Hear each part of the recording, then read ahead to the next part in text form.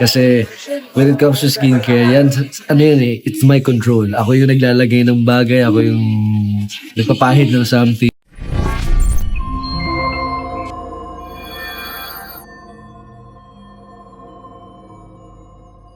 Balance physical fitness with mental and emotional wealth. I think as a person na mahilig ako na mag-workout, sinisimulan ko talaga muna, for me, taking care of my body and then everything follows. Pa kasi once na I feel energized, fuel up, maganda yung way ko mag-isip, emotional ko, depende rin kasi yan kahit strong yung body mo, but depende pa rin But again, yung mental and the way I think, it depends sometimes kung gaano ka strong yung body ko that day. So, sinisimulan ko muna by working out, taking care of my body, and then, actually, dire-diretso na siya Once na maganda yung katawan, maganda yung gising, maganda everything follows. Pero ano yung non-negotiable na self-routine sa'yo? Self what?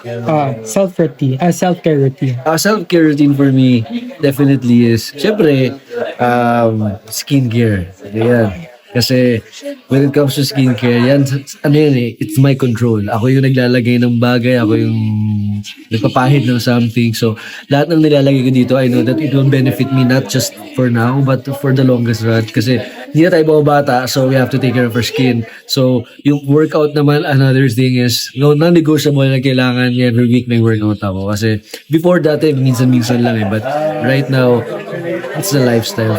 And of course, yung mga massage, yan ang mga importante sa akin. Sabi mga tumatanda na paano na na-change yung view mo about the fitness, yung healthy living? Isa sa big change is because syempre when you're young, akala mo you can do everything. Like, I can work out, I can go to the clubs, I can drink, I can eat this. Wala kang discipline. But napatunayan ko and based on my experience, lumabas yung gusto ko na katawan, yung naging disiplinado ako, yung tinanggal ko yung mga hindi magagandang factors like junk foods, alak, gimmick. Yun nga lang, you have to sacrifice. Especially coming from doon ka nag-work, line of work mo, you have to go out sa events, you have to drink, you have to socialize, but you really have to, kailangan mo na siyang i-filter. So, yun talaga yung naging big change. But for me, it's the best decision na nangyari. Hindi man ako na umiinom, pero I feel good. I feel great. So, may mga nawala man, but may mga nadagdag at saka mas na-achieve ko yung mga goals ko. So,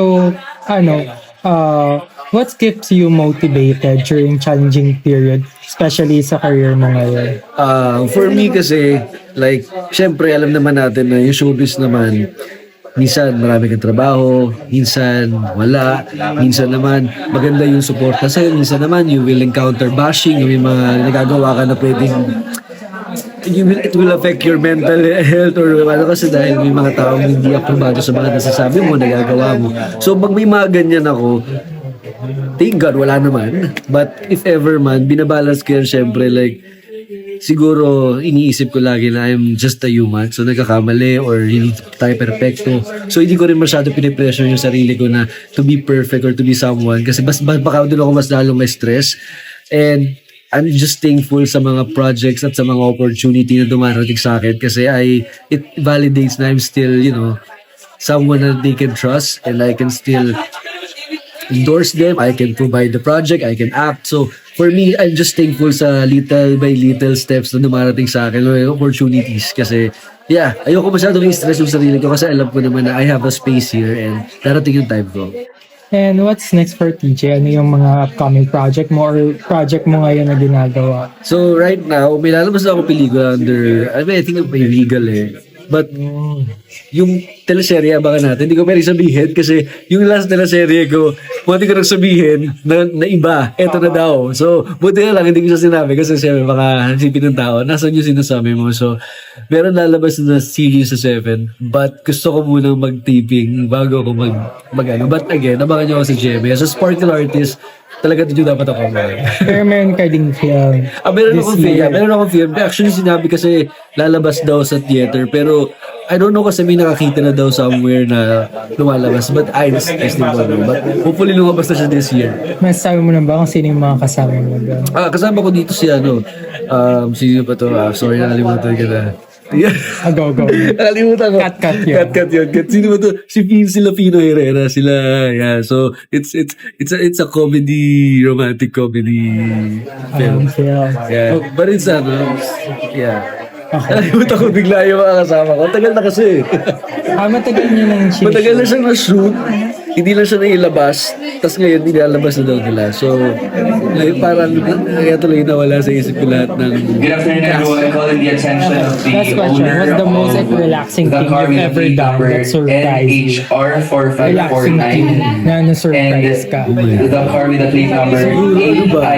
Maliban siguro sa AIA6220. Kindly attend to your call. relaxing Thank you. siguro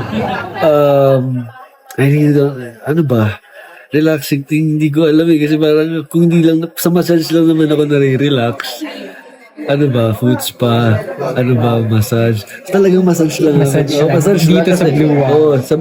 I mean, way back talaga sa massage talaga. Of course, right now, sa daming services ng Blue Water.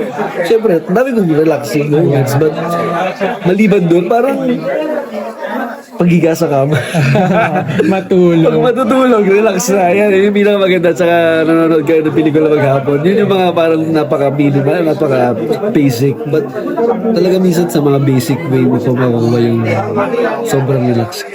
Hi guys, I'm DJ Marquez and you're watching Lionheart TV. Rawr.